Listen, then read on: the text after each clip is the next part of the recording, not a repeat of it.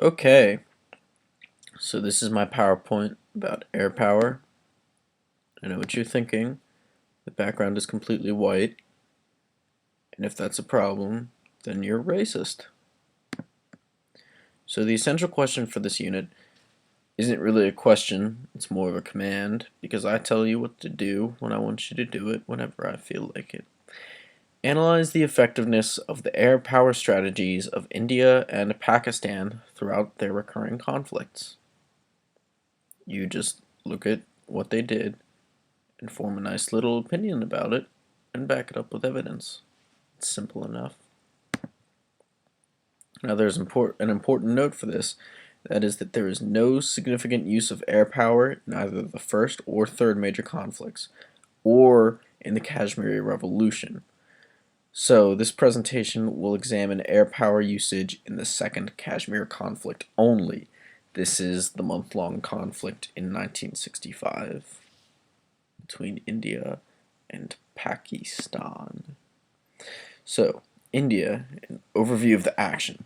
This is kind of like a broad overview of their strategies and the many mistakes that they made. So, firstly, they failed to use planes immediately at the beginning of the conflict. Planes did not begin being used until about 2 weeks into the war. If India had just used their planes to begin with, then maybe the war would have gone a lot more successfully for them. And additionally, planes were generally underused. India did not make good use of their planes in all the aspects that they could have. And also, they kind of rarely employed their planes. So their whole air power thing, it wasn't used as much as it should have been. So it wasn't very productive. Additionally, the IAF, which is just a fancy way of saying the Indian Air Force, wow, acronyms, failed to coordinate with the Indian ground forces. That led to lots of comically pathetic problems, which I will discuss later in this presentation.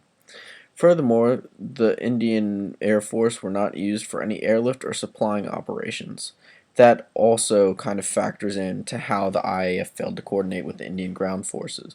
Because of this, the IAF was used mainly for just attacking enemy planes and also for conducting some strategic strikes against enemy soldiers and some important enemy areas. Again, that's something that I'll go into later in the presentation.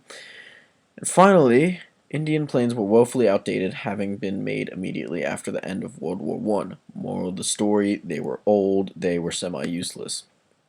Look at this. This is the Mystere, one of the most common planes that India used throughout the conflict. What they have here is the year in which the plane was made. It was made in the year 5. Not 1905, but 5.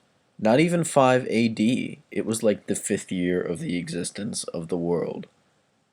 Like, the Big Bang had happened 5 years earlier, and just some random scraps of metal that were formed by the reactions of a star collapsing in on itself and producing heavy elements which made aluminum came together to form a perfectly formed, crappy plane that flew directly into the future and was used in this conflict to bring the Indians no good things.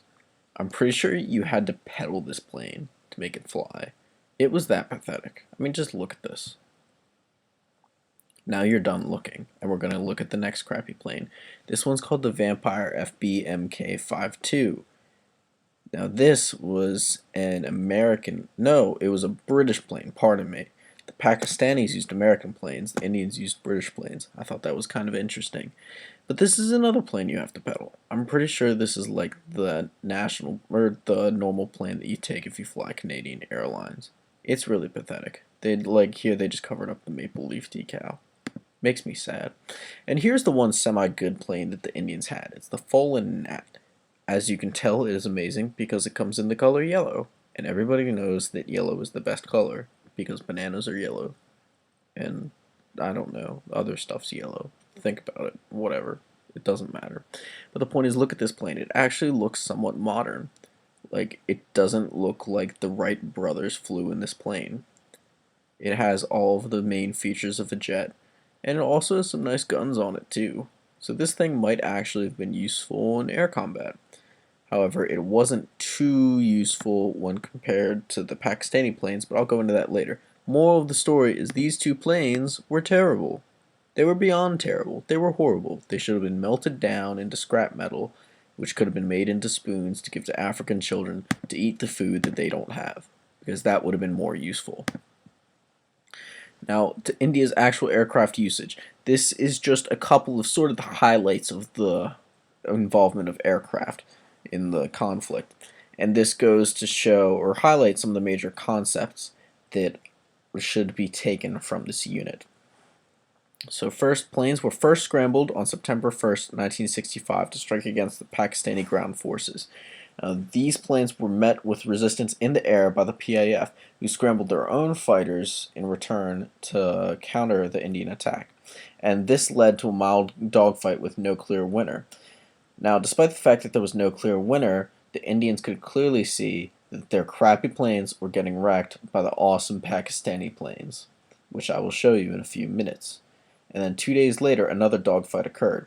And in this one, the IAF additionally sent in the more modern Folan Nats, because they realized that those were the only planes they could hope to deal with the Pakistani planes. And these fights directly led to the escalation of IAF involvement in the conflict. And this mainly consisted of scattered strategic strikes to aid ground forces, with some involvement in fighting in the air against the PAF. Now, the problem with this was, as I said before, the IAF failed to communicate correctly with the Indian ground forces, so this led to a lot of the initial strategic strikes targeting their own friendly soldiers. So they were essentially killing their own soldiers, which was really, really stupid. And that goes back all the way to the problem where they failed to airlift or conduct supply operations, because that way they weren't able to make up the losses for the soldiers that they killed. Because considering how pathetic Pakistan's ground forces were, the biggest danger to the Indian soldiers in this time was probably their own planes. This war as a whole was just absolutely pathetic, and I laugh at everybody. September 21st, the IAF conducts a raid against enemy radar stations on Pakistani soil. This was actually kind of this was probably the only good thing that the Indian Air Force did in this entire war. And it was actually a really interesting story because they were somehow able to outmaneuver the Pakistani planes that attacked them or tried to repel them. They flew over Pakistani soil and they conducted a highly daring and risky operation to destroy this radar station. This gave the Indian Air Force an advantage because the Pakistani Air Force now had no clear means near the Punjab province of figuring out exactly how the Indian Air Force was moving. There are more details on that if you want to read about it in one of the sources, but it's a very interesting read. Now over to Pakistan, an overview of their action. Their planes were generally used throughout the conflict for defensive measures, such as countering IAF plane attacks. However, they failed to go on the offensive as much as they should have. Instead, they stayed in mainly defensive positions. This is not to say that they didn't conduct any offensive campaigns, because the planes did participate in some bombing campaigns against the IAF, including some campaigns that involved the other branches of the military, such as dropping paratroopers, which is another thing that will be discussed more specifically later. And this also is an example of the PAF directly carrying out attacks against the IAF bases, which is something that the IAF mostly failed to do. Now this is the PAF plane that I've been talking about this entire time. Look at this. This thing's like amazing. It is the perfect jet plane. Like, this should not have been melted down into scrap metal for spoons to give to the starving African children with no food to eat with their crappy spoons, because this thing was actually awesome. So, Pakistan aircraft usage. Like before, or like the IAF, they were first called into action September 1st because of the IAF attacks. The Pakistani planes were called in to counter it. Now, where things get interesting is with the dogfights on September 3rd, because this is when the awesome planes really showed, or once again showed their mettle, and this time they pointed out just how pathetic the Indian, I almost said Afghan, what the Indian planes were. Because first they were able to vastly outmaneuver the Indian planes, and also to put it into further perspective, one of the lower level Pakistani planes was surrounded by 4 Indian planes that were pretty much going to blow it off the face of the planet, maybe even the face of the universe. It would have gone through like a space warp continuum to another dimension, where it would have been melted down into scrap metal and given to African children to eat their food that they actually have with, because it's actually an alternate universe and the world doesn't suck there. But with this, the F-104's first strategy wasn't even to attack the IAF planes. It was just to fly by at Mach 1. Really not even too fast, considering physics, but Mach 1. And it was so scary that the IAF pilots flew away. That is beyond pathetic. And September 6th, the PAF actually went on the offensive and carried out strategic bombings against Indian air bases. These were against 2 Indian air bases in particular. And then this was an act of retaliation against the Indian ground troops because they had just crossed into Pakistan to expand the war. So the PAF decided to bomb these 2 major airfields, these 2 major Indian airfields. And these attacks were actually successful. So this is another example of the Air Force actually doing something right for once.